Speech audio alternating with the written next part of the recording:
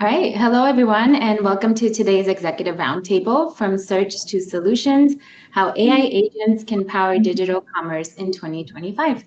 I'm Brenda Farias. I'm the Senior Event Operations Manager here at CMS Wire, and I'll be kicking things off today. So we are thrilled to have you here for what promises to be a dynamic and insightful conversation on the real-world impact of AI in digital commerce.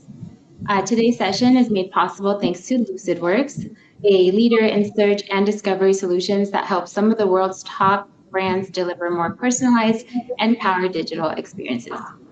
Now let's get to the heart of today's topic. AI is transforming how people buy, how people sell, and engage online. But as many of you know, turning that innovation into actual impact isn't always simple. That's why we've gathered an expert panel of digital commerce leaders from both B2B and B2C backgrounds to help cut through the hype and share how they're applying practical AI to boost discovery, to speed up decision making, and drive measurable results without the bloated tech stacks or runaway budgets. For today, we'll explore three topics, one of them being how high-performing teams are shifting focus from buzzwords to business metrics like conversions, average order value, and customer lifetime value. We'll also dive into real-world use cases where AI is enhancing search, recommendations, and product discovery. And last, we'll touch on why keeping humans in the loop leads to smarter, more brand-aligned AI experiences. So we got a lot in store. Plus, we'll give you an exclusive look at the commerce benchmark data for 2025, including where top performing brands are placing their bets next. So we're excited to dive in, but first, let me welcome our incredible speakers who bring hands-on experience and valuable insights from across the commerce landscape. Michael, let's start with you. Can you please tell us a little bit about yourself? Sure. Thanks, Brenda. I'm Mike Sinoway, CEO of Lucidworks. As Brenda mentioned, we are a data discovery and retrieval company. The way I describe us to folks who don't know us, we're Google inside the company. But as Google wants to index the world's data and make it available, we index your data and make it available only to the customers or employees that should see it. Personally, I've been in the tech space for almost 40 years now, starting way back in the 80s, client server, MRP, gravitating to ERP, and then CRM, and then SaaS systems. And then for the last 10 years, I've worked around machine learning, AI, and now generative AI. Look forward to sharing some insights today on the call. Thanks, Michael. We're happy to have you. Trish, can you tell us a little bit more about yourself? Sure. Thank you, Brenda. Hi, I'm Trish Weckman, and I've spent the last 20 years leading customer and employee experience and change management efforts across a variety of industries. Most recently, my focus has been in the financial services space as the Chief Customer Officer for a fintech focused on personal lending. And in my current role as Chief Experience Officer at Pontum Tech Partners, I will be leading an experience practice using my own experiences to help other organizations to tackle their CX, EX, and change challenges, many of which have AI at the heart of them. So excited to dive into the conversation today. Perfect. Thank you, Trish. And Tiffany, can you please tell us about yourself? Yeah, absolutely.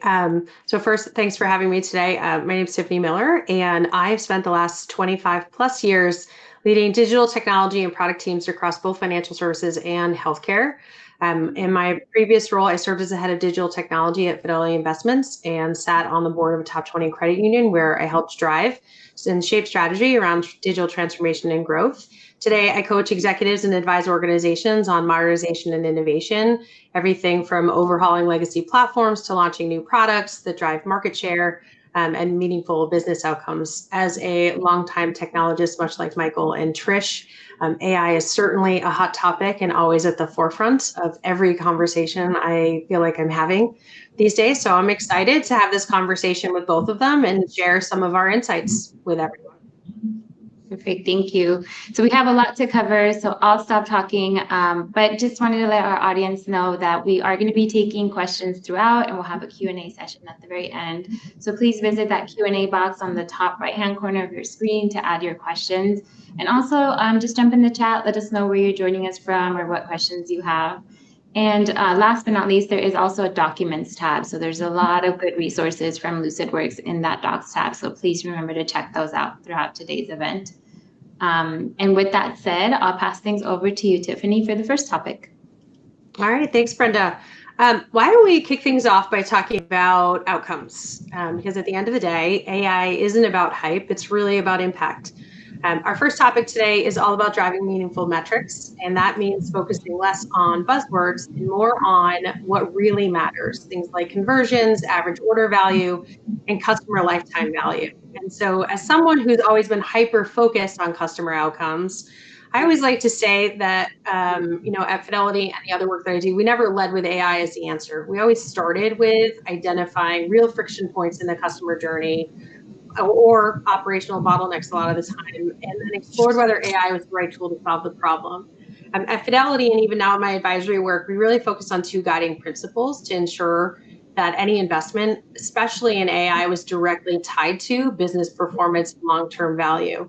And that started with first grounding ourselves on everything needed to be in measurable outcomes. Whether the goal is to increase retention, improve digital self-service adoption, or drive operational efficiency, our product and technology teams always identified what success looked like in advance. And this wasn't about vanity metrics. It was really looking at KPIs, hard at those KPIs, net new accounts, share of wallet, digital engagement. Ultimately, in financial services, it's about customer lifetime value. If we couldn't draw a line from the investment to the outcome, we really didn't move forward on things until we could make that connection. And I think the second thing that we always thought about when we were diving into how we would try these outcomes was really focusing on what we would call a scan, try, scale model. We're constantly scanning for new opportunities, surfacing ideas directly from our teams, our customers, what the data itself was telling us. And we'd run control pilots to test those AI-driven solutions. Things like predictive servicing, intelligent routing, and even hyper-personalized content in our digital channels. The goal was really to determine early and quickly if the solution was actually moving the needle on the metrics that mattered for us. And those metrics oftentimes were about reducing call volumes, improving time to resolution, et cetera. And only when we had real data would we move to scale that. And so I think, for me, it was always around AI only adds value when it's purposeful and meaningful. And for us, that isn't really about the technology, but it is about building better experiences and driving better outcomes and doing that in a way that's scaled intelligently over time, not just that singular moment in time. And so, Trish, with your background as a chief customer officer, right, there's a lot of connectivity between the two of us. You've been deeply focused on experience and outcomes. When it comes to using AI to boost customer value, what specific metrics have you been tracking or do you think about, and how do those guide your strategy? Yeah, it's a great question, Tiffany, and a lot of what you said really resonated with me. I think as we determine what are the right metrics to track, we, in my prior role, really spent a lot of time understanding the target consumer and doing a lot of research around what the CX experience, what the CX vision needed to be for the organization, so that if you are deploying AI in certain places, or if you're deploying technology, you're ensuring that you're solving a specific problem for the customer.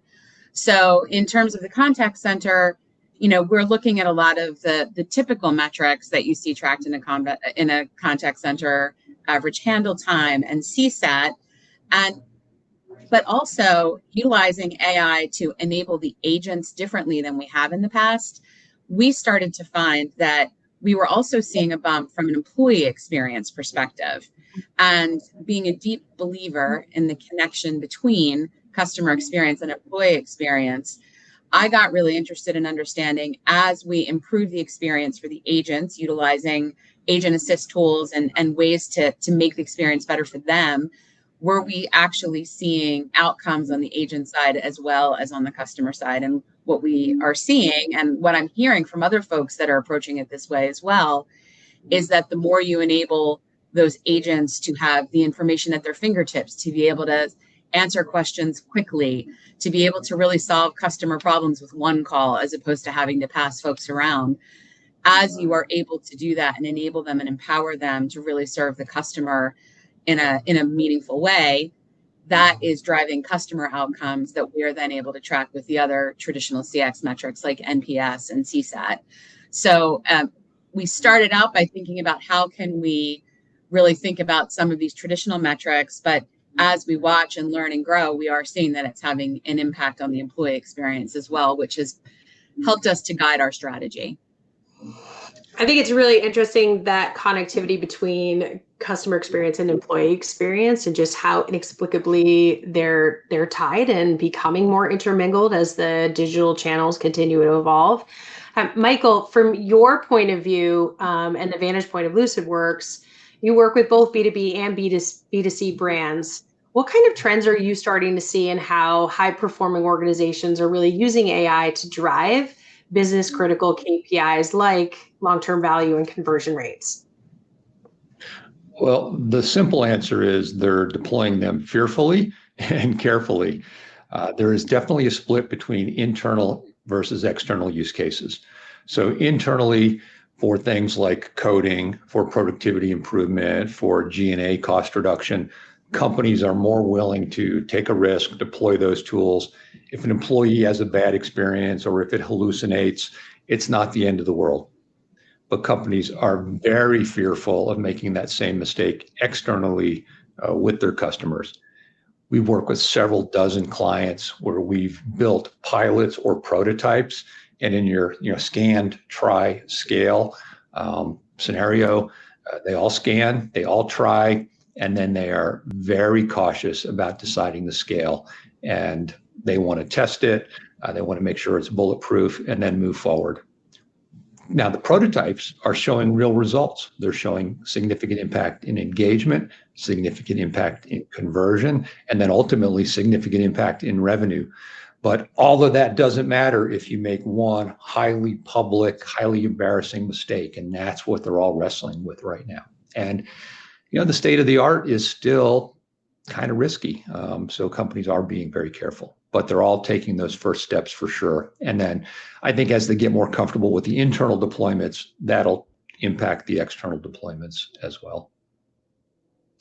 I think those are really great insights, and it's a really important point that you're sharing, is that it's all still relatively new, and we're still very much in the experimentation phase, and everyone's finding their way how to balance this, particularly in more highly regulated industries. That risk is real for folks, but it does reinforce just how important it is to focus on the right metrics.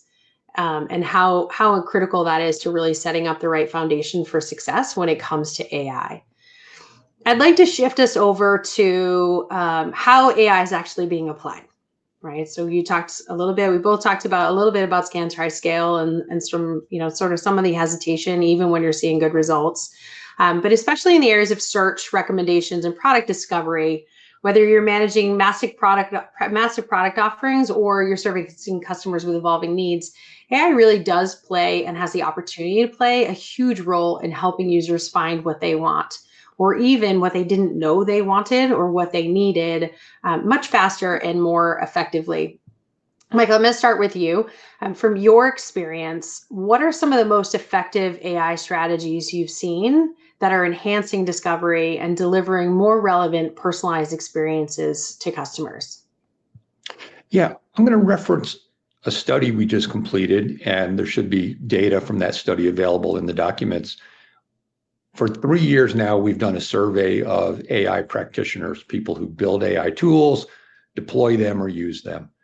But this year we went a little bit further. This year we built our own AI agent to go out and look at what people are actually doing. So rather than just have companies tell us or employees tell us what they're doing at their companies, we built something we called GuideBot.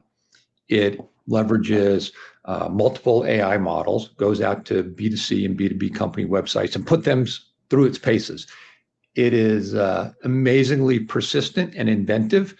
For example, to test B2C experiences, it applied for a credit card. We didn't tell it to do that. It just decided it needed a credit card to do actual purchases. In the B2B space, it went and applied for a business license in the state of California so that it could interact as a registered business with some of these B2B sites. So the tool itself is intimidating and scary, but then it gave us really good insights to what companies are actually doing. There's a lot of what we call classic AI or machine learning things in personalization, in fitment, in recommendations.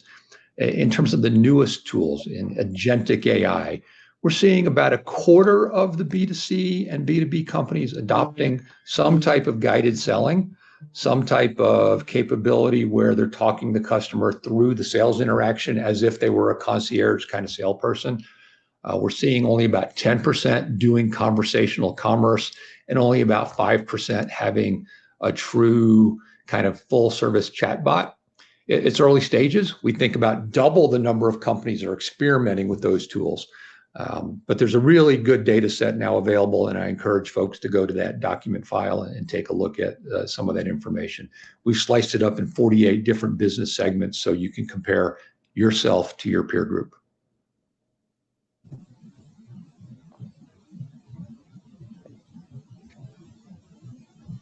Trish, from your experience in your prior role at Best Egg and where you are today, anything that you can share that you're seeing start to take place and evolve in this space? Well, yeah, first of all, I have to say, I would love to meet that bot and see how their credit card experience went. I spent a lot of time building credit card experience in my past lives. So that's interesting and also startling to hear. And Michael, I'm very, very interested to jump into that research and take a look. I think, even tying back to what you said earlier, there still is a lot of hesitation. And I think particularly in spaces like financial services, where you're also layering on regulatory concerns and compliance concerns, there's a little bit of a hesitance even to do that customer or test and learn in terms of customer facing.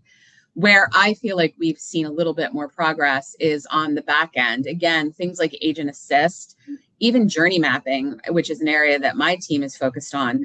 There is so much happening in that space that what previously would take a team maybe 2 weeks locked in a conference room to do, with AI, you're able to pull in the appropriate data and get a result very similar to that previous result in a matter of hours and maybe even less than that. And then that work is going to be able to help kind of create a pathway towards where AI can help with other things. So I think it's using those behind the scenes opportunities to build the case and to show the organization and the leadership and the compliance teams and the regulatory teams how well it can work for some of those use cases before you can actually get in and start using it in some of the areas that Michael was talking about. And that's at least from my experience. Yeah, I couldn't agree more. Oh, sorry. Go ahead, Michael. I was just going to add on, watching the AI agent work has been eye-opening, fascinating, at times horrifying. We caught it early on. We caught it lying to us. It's like a petulant child.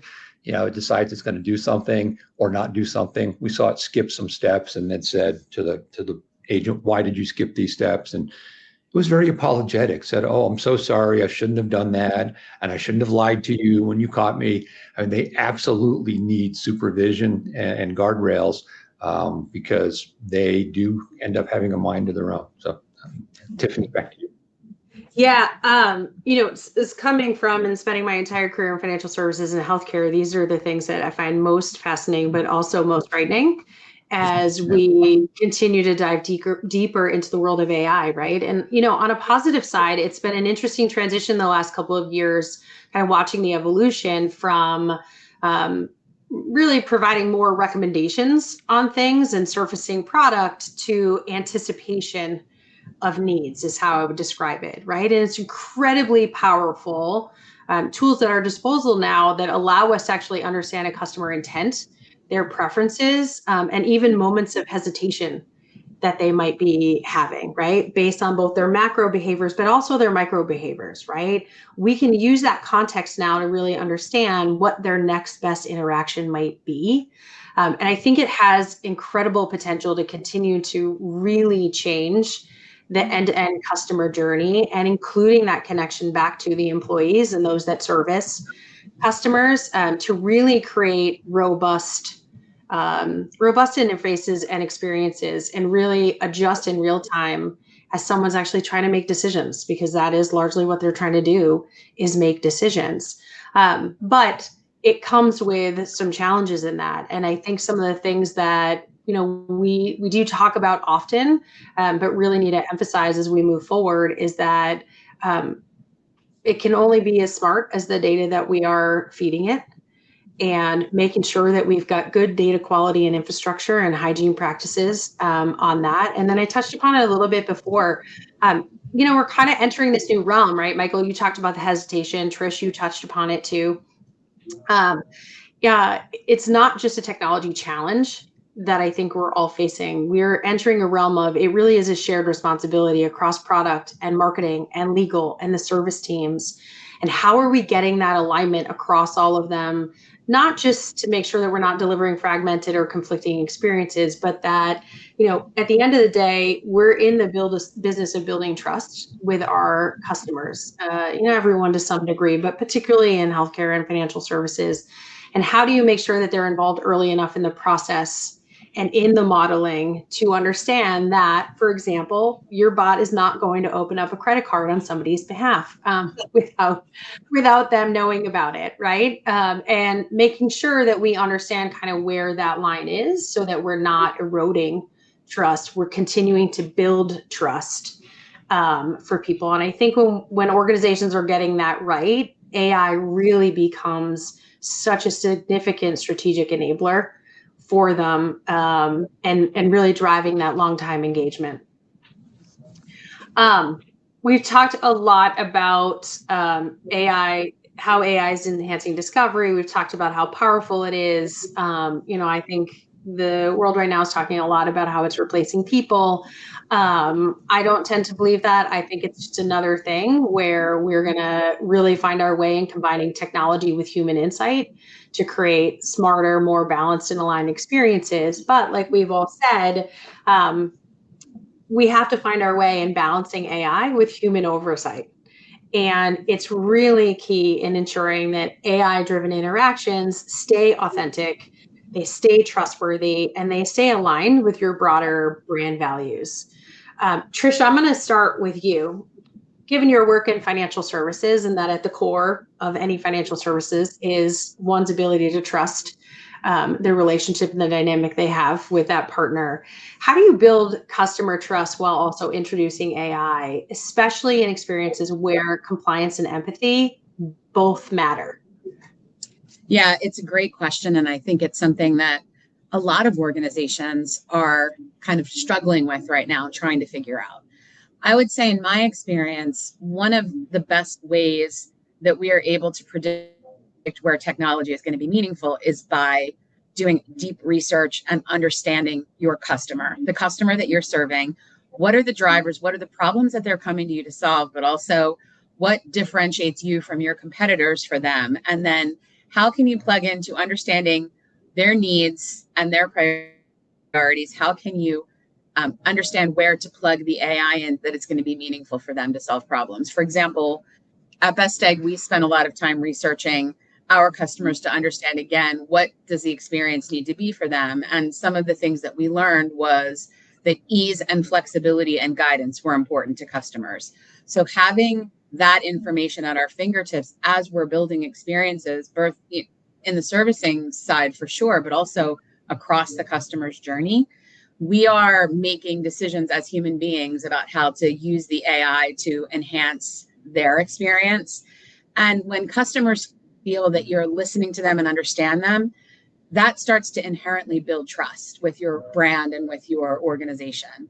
And so if customers are calling us and feeling seen and recognized through our process because we're deploying AI in the right places, that is building that trust with them, that they know that we are doing the right thing organizationally to be responsible in how we're deploying AI and thinking about it.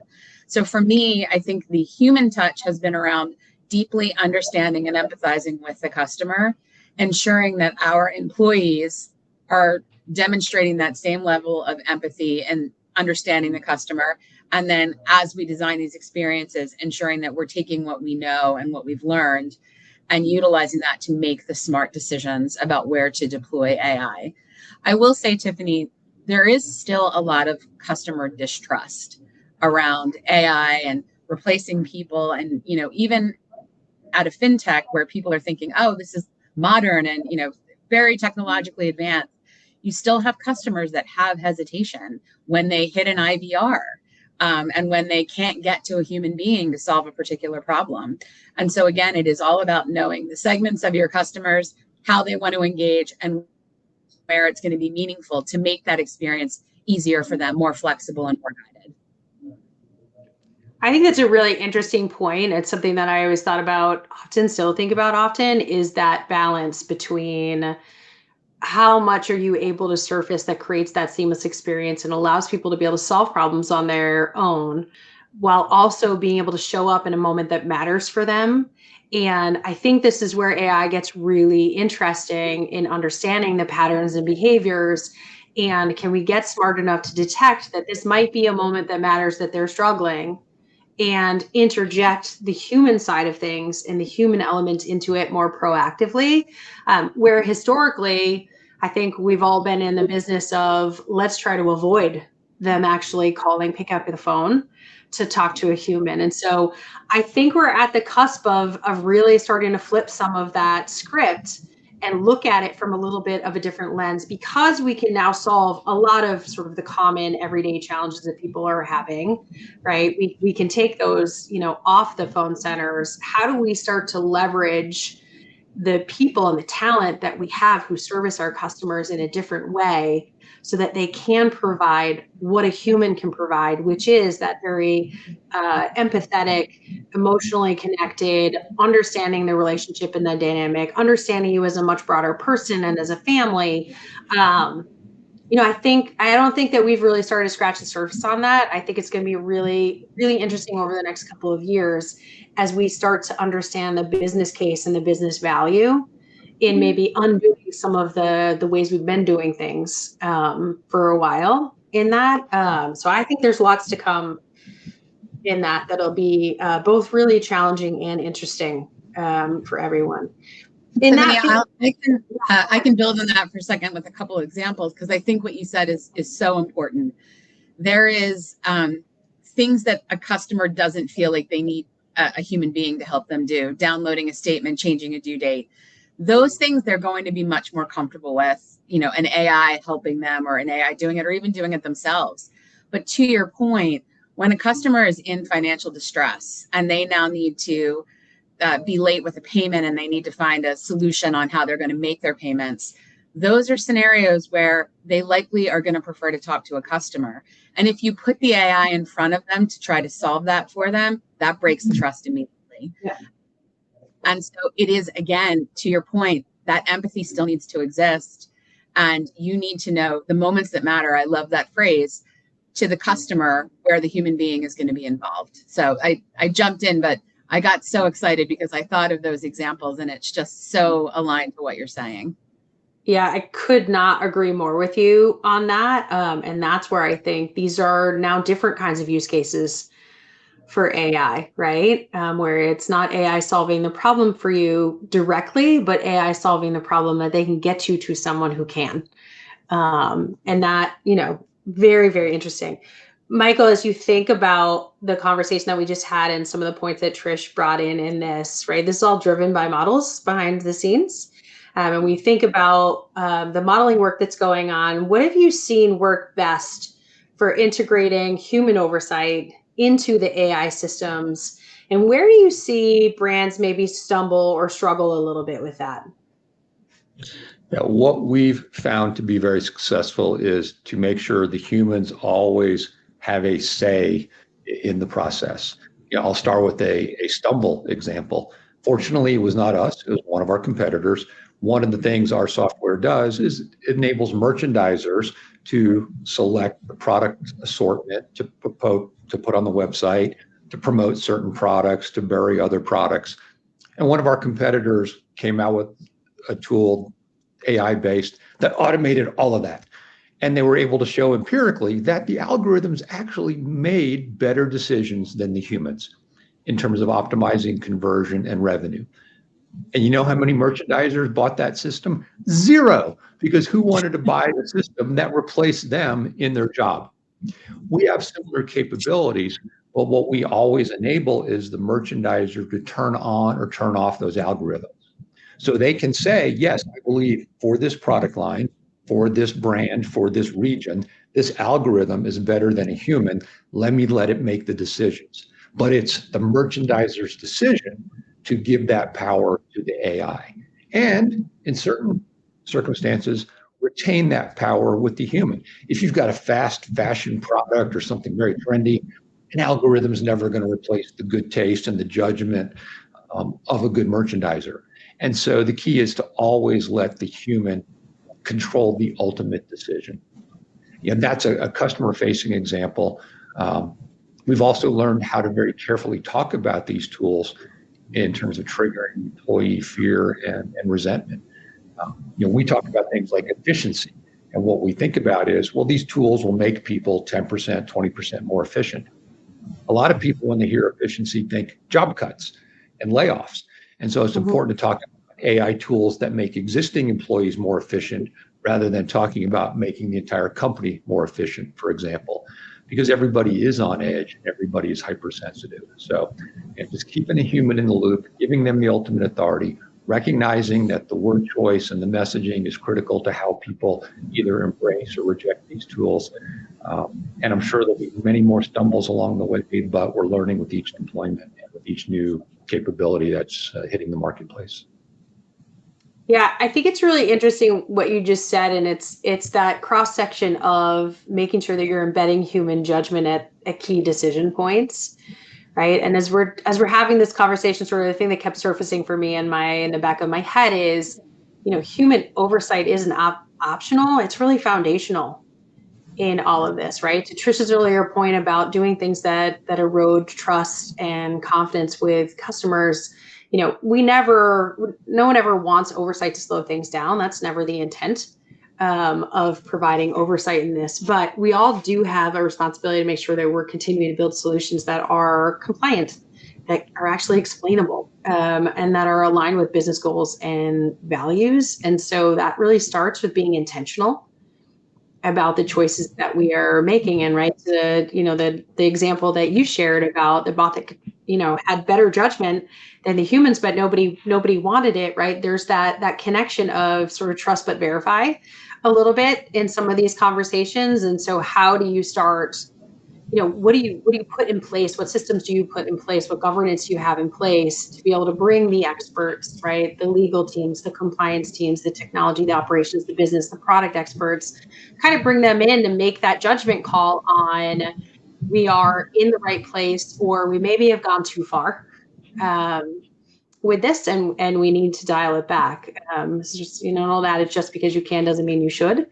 And I think, sometimes, right, we find that out. Just because you can open a credit card for someone does not mean that you should open a credit card for someone. And so, really, really, really, really interesting kind of cross section and how this will take shape as time moves on, and we find that balance between the human oversight and the judgment that comes with experience versus what we're able to program the computers to do for us. At this point, I think y'all have shared some really valuable insights. We've covered quite a bit of ground across our topics. We've touched on a whole bunch of different things, from driving meaningful metrics to enhancing discovery with AI, as well as just how critical it is to continue to have humans involved in the role of oversight in this. And so I'm going to open it up now. We're going to start taking some questions. So as a reminder, if you have questions, please put them in the Q&A so we can get them. We do have some that have come in. So Michael, if you're okay, I'm going to start with you. Sure. For the first question. What are some of the strategies that have helped Lucidworks move from AI pilots to scalable performance without overwhelming your tech stack or budget?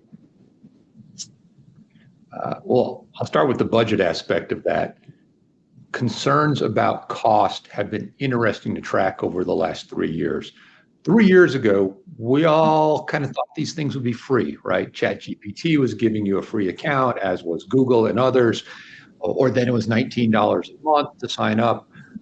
Now it is the second most common concern. Data security is a concern of major or extreme concern. of almost 60% of the companies out there. Cost is a close second. And we found out these things aren't free. So first off, most companies are using expensive commercial models. 80% of the deployments involve a ChatGPT or a Gemini or something that you pay by the token. And only 20% are using the open source tools like a Llama from Meta. And so the mix of commercial versus open source is driving cost, but also the number of models. So when you're using an AI or building an AI solution, it's never just one LLM. You might have one tool for indexing, one tool for RAG, one tool for natural conversation, another tool for triaging the queries. And so you're using 3 or 4 models, and those can get real expensive. So one of the things we do with clients is figure out where we can use a cheap open source model, like at indexing time, because you're not worried about millisecond responses that can happen overnight or over the weekend. Then use a small language model that works in 20 or 30 milliseconds, but is run on your own cloud or your own servers, which are also cheap or free. And then only use the expensive commercial models for something like natural language processing. So that's one model or one way to save costs. The other is to not treat every query the same, right? If someone's shopping for a car or a refrigerator or diamond jewelry, yeah, spending a lot on a large language model from a commercial source is worth it. If somebody's shopping for pencils or paper clips, you don't want to spend that much money on a query. So query parsing and routing it to the most cost-effective search solution or technology solution is another way to keep costs under control. So those are some of the things we're finding and are continuing to evolve. I think it's safe to say from what you just shared, there are common best practices we've all used throughout our career that will apply, and then there are still some evolving aspects of this that we're all going to figure out as we go. Trish, from your perspective, we talked a lot about human oversight and how do you really focus on ensuring that it remains part of the AI processes, and why is that, do you think, so important to brand integrity? Well, so I think I liked Michael's phrase, the human in the loop. I think that's something that is going to have to be the philosophy around how you deploy AI. And for me, I think the special sauce there, the secret is really test and learn, and test with specific use cases where you have the human beings that are the subject matter experts that are very involved in understanding, what you're trying to achieve, what the goals are, how you're measuring towards those goals with the AI, and having the human beings involved in the refinement of that, because it's unlikely that every test is going to get you the results you want right out of the gate. As AI evolves, maybe that'll change, but for now, it is still going to be helpful to have those experts involved. And so I think that is true across any AI deployment. I know in the space where I've spent a lot of time on the research side, this is really changing the game from a customer experience and insights perspective of the tools that we're using and how we're thinking about how we used to look at data now as opposed to how we used to look at it and the role of an analyst.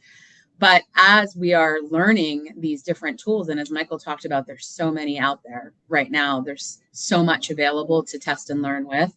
Having the human beings that have traditionally done the work and know, the ins and outs and the nuances, having them oversee the test and learn and reporting out on what we're seeing and doing the refinement, I think is going to be especially critical. Because from a brand perspective, you don't want to put something in front of your customers that takes the human touch away or makes them feel like, something's been lost. I think one of the things that's so interesting about AI is it's changing consumer expectations so rapidly. I think we saw that during COVID. We're seeing it again now.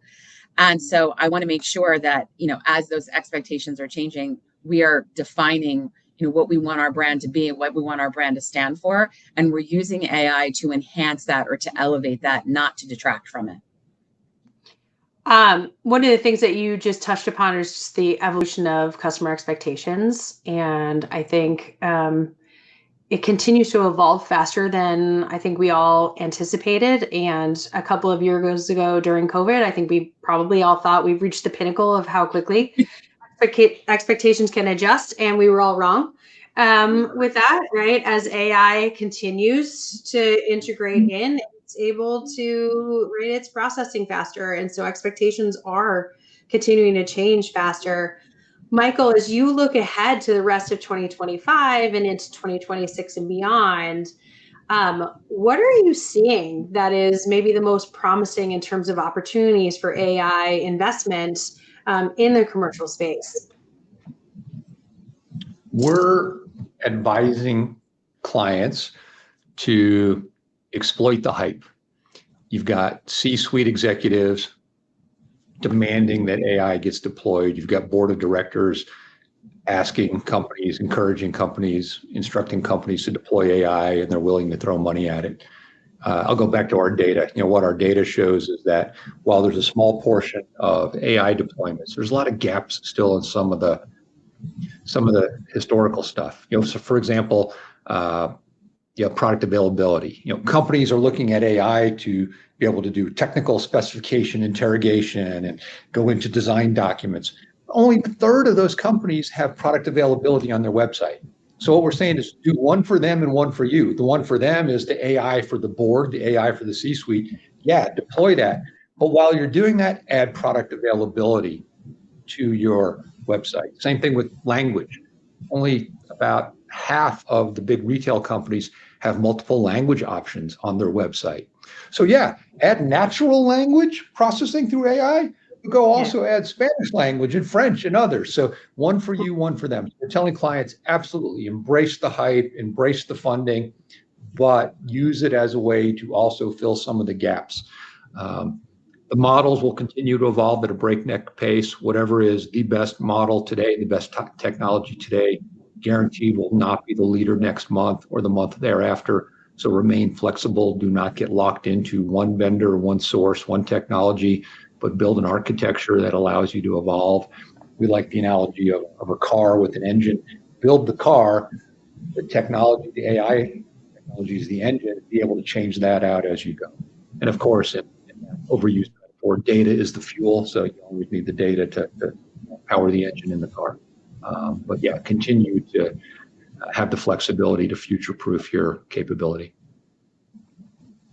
So you started with the notion that every CEO you talk to, every board you talk to, everyone's asking. I can attest to that. Sitting on a board, those are often questions we're asking, right? Where are we headed with these things? For both of you, as you think about, right, it's a constant topic. It's top of mind for everyone, really at all levels of an organization. As you think about that, and we think about the practicality of AI, what do you think practical AI looks like in an organization? What does it look like in your organization, and how do you define success when implementing it? So I can jump in and start on that one, Tiffany. I think, again, we tried to, in my prior role, and even now as I'm building a practice, I am really trying to look at what is the problem that I'm trying to solve right now. And this is on a much smaller scale. And what can AI do for me to solve that problem quicker and more efficiently than I have in the past? And so that's how I'm using AI myself. And that's how I would encourage my team in the past. Again, it's a little redundant, but like test and learn, go out there and try different models and see what works for you. But for me, it's really just about the practicality of it is what are problems we can solve quickly with this that don't require the human touch? How quickly can we get those stood up and tested and vetted so that we can deploy them more broadly? And that's, again, on more individual case. I think it's just how are people, thinking about how it makes them quicker and more effective in their day-to-day. Yeah. And I see the ultimate success is when AI is no longer talked about as a separate thing. It is simply an embedded capability in everything we do. There are AI capabilities in our go-to-market technology, in our supply chain technology, in our finance technology. And it's just something that enhances the processes and the performance in those departments or in those areas. And it's not like, oh my gosh, we need AI. It's we need to sell more, and AI is helping us do that because it's just part of the process. Yeah, I think you make a great point on that. And eventually we will get there where it just is. And it's something that is not secondary to everyone anymore, but it's right there in the forefront of driving, right? Driving the decisions that we're making. In that vein, Michael, we've got a question from Vivian in the audience, particularly around how you see AI evolving the way people search for answers and solve problems. And how do you think that this might shift the traditional Google-based discovery? And in turn, what does that mean for sponsored products and SEO strategies? Yeah, that is a scary world for the big SEO companies today. I mean, Google's wrestling with it. You got disruptors like Perplexity, and then you've got what OpenAI has done with Microsoft, because that's the cash cow, right? And if you're no longer a company is going to pay Google for search engine marketing and product placement, how do they build it into a Gemini response? The jury's still out and figuring out how all that gets done, but the big hyperscalers, the big search companies are trying to figure out ways to monetize that. We already see companies changing the way they interact with search engines to allow more content and less product feed the search responses. And then the idea is that content then translates into product searches. Like somebody searching for brake pads, the content is, here's how you change your brake pads. And then when they read the article about changing their brake pads, there's links to go buy brake pads or the tools to do that. So that's one part of it. The pay-per-click stuff is going to be interesting because we think that will get much more focused. The technology will allow you to target, now instead of segments or look-alike demographics, down to specific individuals.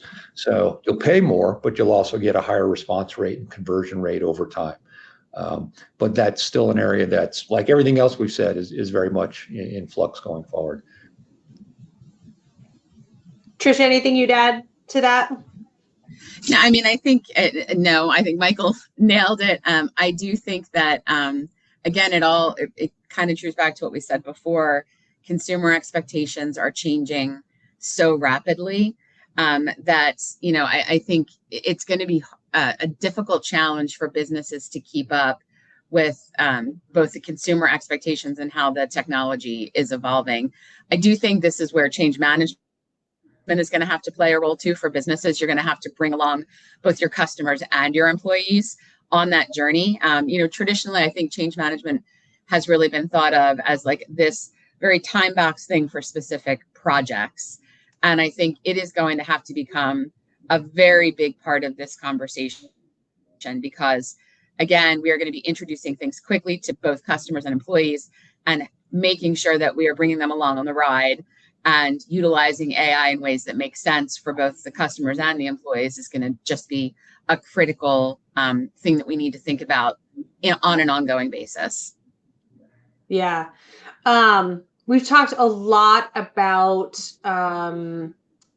different ways to integrate AI. We've got a good question from Audrey from the audience, right? We've kind of stuck to chatbots and using that as like a primary example through the thread of the conversation, but she's got a great question for all of us. Other than chatbots, what other ways can you use AI in customer service tasks? So I'll throw it out to both of you to start, and then I can certainly chime in. Sure. From an experience perspective, I can tell you, it's absolutely changing the way insights professionals do their work. In the past, you are thinking of all of these different sources of feedback from customers, whether it's on, social, it's from complaints, it's from online sources, and then of course from surveys and feedback. And we're now able to pull together that data and in relatively short order, compile trends that cross channels, which is something that in the past would take a lot of time and energy. Same thing with journey mapping. That's an activity that previously took a lot of time to accomplish, and it was a very human resource heavy lift. And now we're able to take the data and have a phenomenal starting point from a journey map. Again, where humans are going to get involved is in ensuring the quality and the integrity of the outputs there. But those are two interesting use cases that I'm seeing that are affecting customer service outside of just that chatbot idea. Yeah. And I'll close with one that might be a little bit frightening, and that is these tools will get more anticipatory and predictive in when to reach out to you as a customer. Instead of waiting till you complain or waiting till you give somebody a low NPS score, they'll know you're dissatisfied. They'll know because of the performance. They'll know because of your interaction with their website. They might know because of a post on social media. And so they will know that you are experiencing poor customer service and reach out to you proactively with messaging, with discounts, with promotions. And then they won't even have to wait till you tell them you're upset. Scary, but also intriguing. Right? There's a lot of possibility in that, especially in a world where a lot of what we're trying to solve is convenience for folks. And so I think it would be an interesting road ahead as it continues to get smarter and more proactive, and as you said, anticipatory in terms of what people really need and making that connection. So with that, I think we're going to bring Brenda back in, who's going to wrap us up for the day. Perfect. Thank you. I hate to be the one to always cut off a really good conversation, but we're almost at time. But Michael, Tiffany, Trish, thank you so much for being here today and just for all those golden nuggets that you've left our audience with. And for our audience members, thank you for joining us. Thank you for participating in the Q&A, joining the chat, checking out those resources in the Docs tab. If you haven't done that yet, you still have some time. But we hope that you're walking away with practical ideas for applying AI in ways that drive real business results, and of course without adding complexity. A big special thank you to Lucidworks for making today's event possible. And please, again, in that Docs tab, be sure to check out the upcoming 2025 Commerce Benchmark data. And also look for some follow-up resources coming your way via email. Michael or Trish or Tiffany, any last-minute remarks that you'd like to leave our audience with?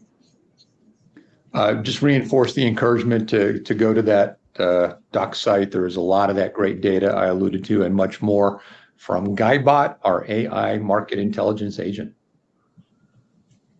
And for me, I would just say, in my mind, it all comes down to knowing your customer and knowing your business. And when it comes to the customer, being sure that you are really clear on those meaningful moments that we talked about earlier, because that is probably where you're going to want to deploy some of these tools. And you want to make sure that when you do, there's, only one first impression. You want to make sure that you're getting it right by doing your due diligence ahead of time. And I think from my perspective, Trish said it best. So I will just echo her sentiments. Understand your customer and solve the right problems for them, and the rest of it will work itself out. I really appreciated the conversation today. Very insightful and enjoyable, if not a little bit frightening. Love it. Well, thank you guys again. Thank you for being here. Thank you, Lucidworks. And then if you wanted to rewatch today's discussion or share it with your team, it was recorded, so you'll be receiving an email with that link to the recording. But until then, we'll see you on the next one. Thanks, everyone. Thank you. Thank you.